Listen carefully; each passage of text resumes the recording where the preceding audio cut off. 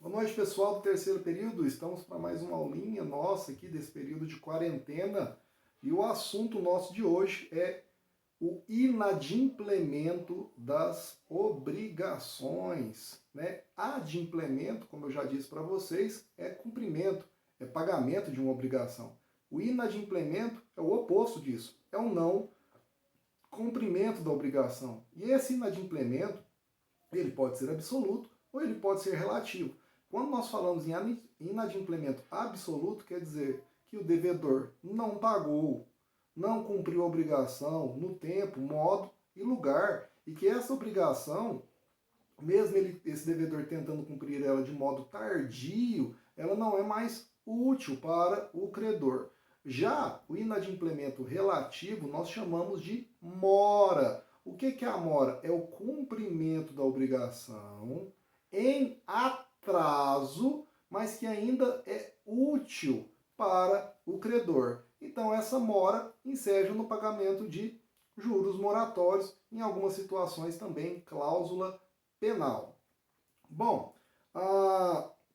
como nós vamos começar a falar a respeito desse inadimplemento, o primeiro tópico que nós vamos falar a respeito do inadimplemento é da própria mora. O que é a mora? Ela é o atraso no pagamento pelo devedor, bem como o não recebimento pelo credor da obrigação. Ou seja, mora pode ser tanto do credor como pode ser também do devedor. Quando nós falamos em mora do devedor, aquele devedor que vai cumprir a obrigação com atraso, nós falamos mora solvendi, do latim. E quando a mora é do credor, ou seja, o devedor foi lá no tempo, modo e lugar apropriado para promover o pagamento, mas o credor não quis o receber, nós falamos em mora acipiendi. O que é a mora então, professor? Coloquei um conceito aí para vocês aí na apostila. Mora é a impontualidade culposa do devedor no pagamento ou do credor no recebimento. Ou seja, o devedor não cumpriu com pontualidade a sua obrigação, não observou o tempo, modo e lugar do pagamento, bem como o credor não quis receber o objeto da obrigação a ser entregue pelo devedor. O artigo 394 do Código Civil ele é muito claro, ele dispõe o seguinte: considera-se em mora o devedor que não efetuar o pagamento e o credor que não quiser recebê-lo no tempo, lugar e forma que a lei ou a convenção entre as partes estabelecer. Então, queridos, o que é a mora? Como que se configura essa mora? A mora ela é configurada quando há um retardamento no cumprimento da obrigação. Ela não foi cumprida no prazo, ou ela não foi cumprida daquele modo, ou não foi cumprida no lugar onde deveria ser cumprida. Mas, mesmo assim, com todas essas situações, o credor ainda aceita receber o objeto da obrigação. Então, essa mora do devedor é esse atraso no cumprimento dessa obrigação. Isso gera uma mora solvendi. A mora do credor, ela ocorre quando este credor se recusa a receber a prestação dada pelo devedor no tempo, modo e lugar ajustados na obrigação. O lance da mora aqui é o seguinte: a mora do devedor, ela só é mora se ela ainda é útil para o credor. Se aquela prestação não for mais útil para o credor, nós falamos em inadimplemento absoluto, ou seja, não cumprimento. Olha só o seguinte exemplo que eu vou dar para vocês. Imaginem só que eu vou fazer uma festa de casamento. Né? Então eu organizo, contrato um buffet, e esse buffet eu marco com eles que o jantar deve ser servido às 10 horas da noite para os meus convidados. Tá?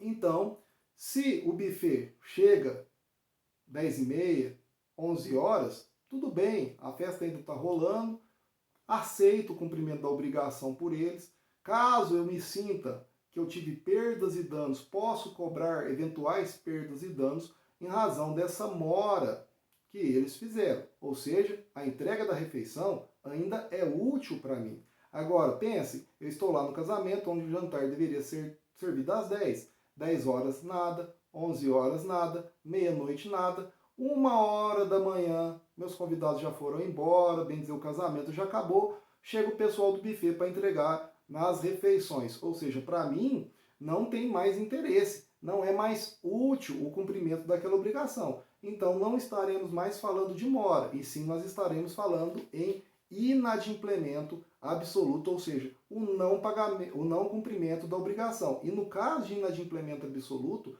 além de ter que me devolver a totalidade do dinheiro que eu paguei para eles, eles também ainda vão ter que me ressarcir por eventuais perdas e danos. Já com a mora, não há necessidade deles devolverem para mim o dinheiro que eu paguei, mas pode resultar ainda também em perdas e danos por eventuais desgostos, vamos dizer assim, que eu sofri por causa dessa demora no cumprimento da obrigação. O lance aqui, que vocês têm que entender no momento dessa mora, é o seguinte: existe, vocês sabem o que é culpa, né? Culpa em direito civil é a negligência, é a imprudência, bem como é a imperícia. O devedor, para ele ensejar em mora, ele tem que ter agido com culpa, tem que ter acontecido algo a ele, mas que lhe deu culpa, que ele agiu com culpa. Ele foi imprudente, negligente ou imperito. Se ele atrasou ou não cumpriu a obrigação em razão de um caso fortuito ou de uma força maior, exclui-se a responsabilidade dele, a não ser que ele já estivesse em mora. Exemplo, o buffet não tinha que entregar para mim as refeições às 10 horas da noite? Quando foi 11 horas, eles estavam vindo para a entrega, aí houve uma enchente, o que fez com eles atrasassem ainda mais. Como eles já estavam atrasados, eles vão ter que me devolver o dinheiro, mais perdas e danos. Do outro norte, para que não ocorresse culpa deles, imaginem que o buffet, ao sair para cumprir a obrigação comigo, dentro do horário estabelecido, encontra uma enchente, um caso fortuito, que impossibilita eles de cumprir. Nesse caso, eles não têm obrigação alguma, pois eles não deram causa. Então, extingue-se a obrigação sem maiores situações jurídicas para ambos os casos, já que não houve culpa por parte do devedor, tá?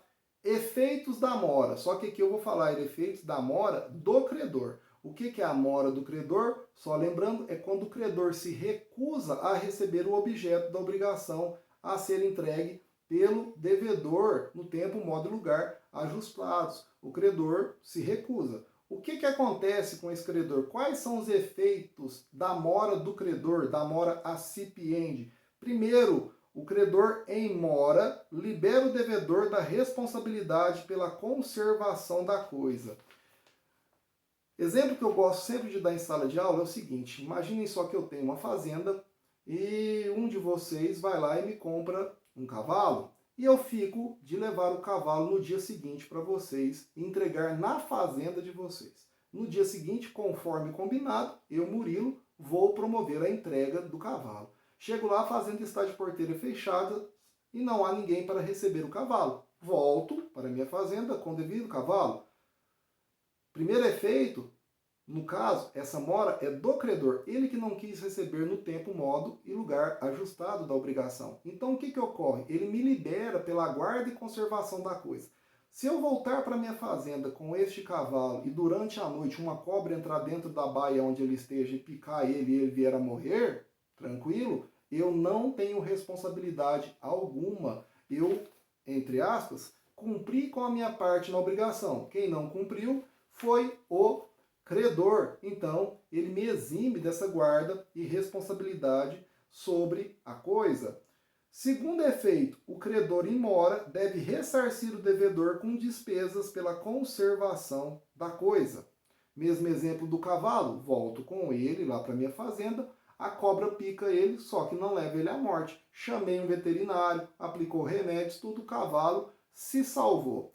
Ele deve me ressarcir por todas as despesas que eu tive com a guarda e conservação do cavalo, ou seja, pagamento dos remédios, do veterinário e tudo mais.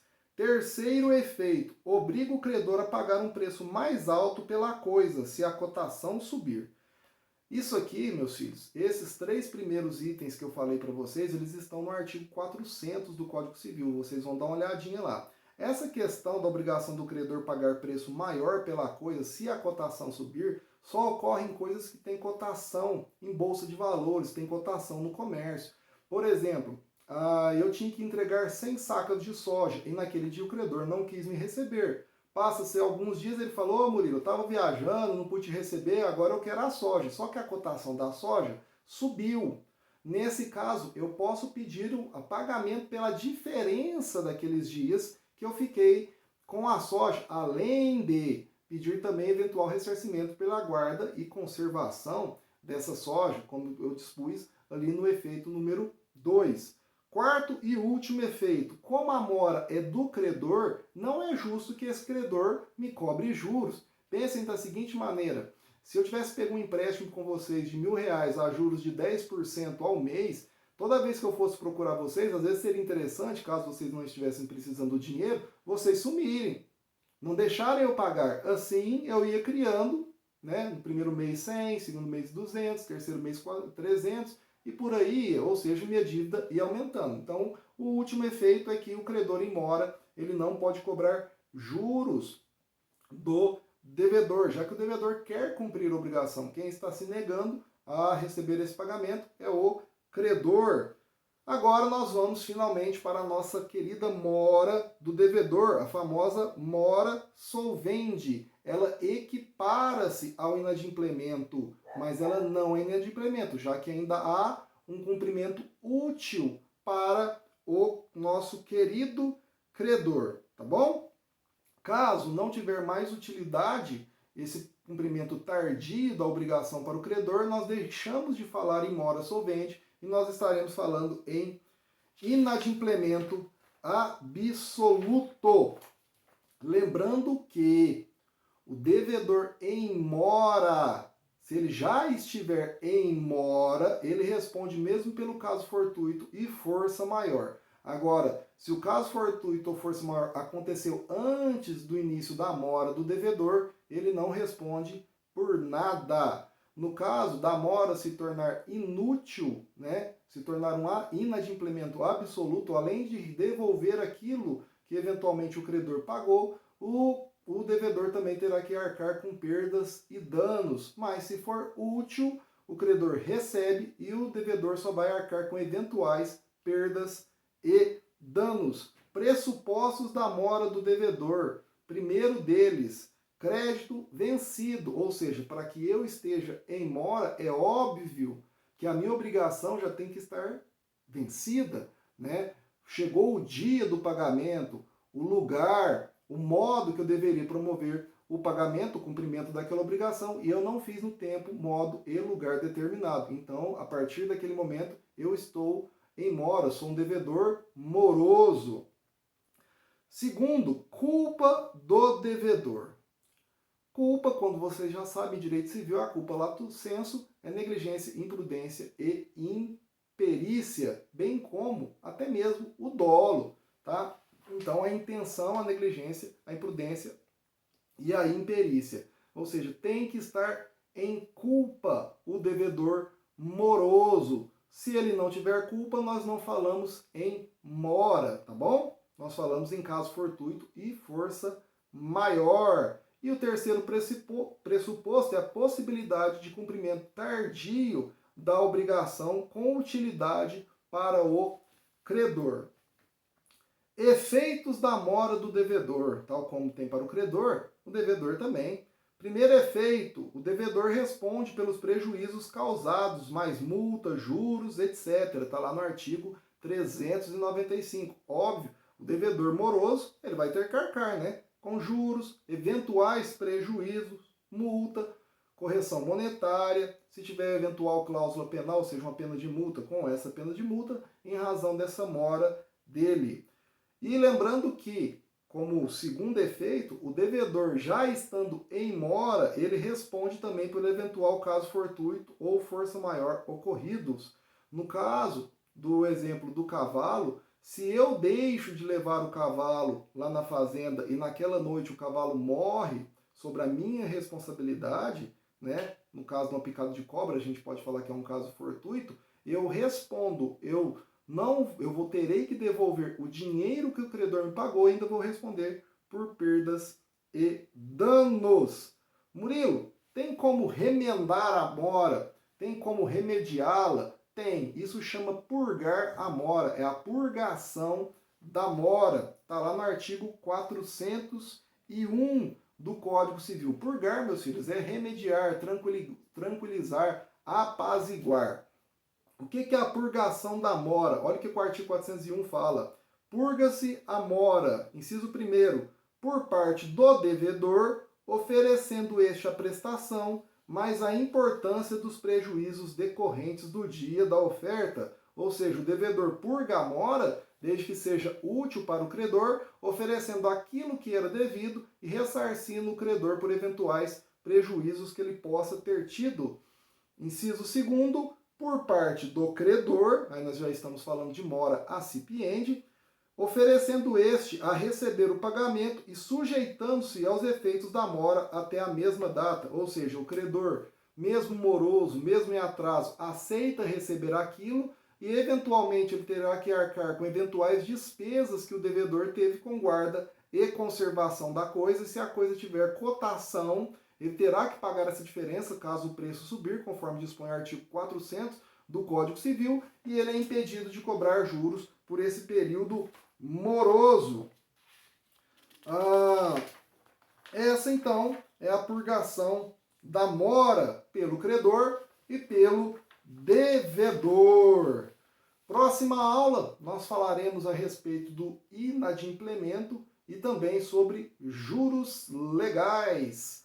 Por hoje é só, meus filhos. Muito obrigado pela audiência e pela paciência de vocês. Não se esqueçam de se inscreverem no meu canal, Murilo Pimentel, deixar o seu like, ativar o sininho de notificação e convidar um amigo para também se inscrever aí no canal.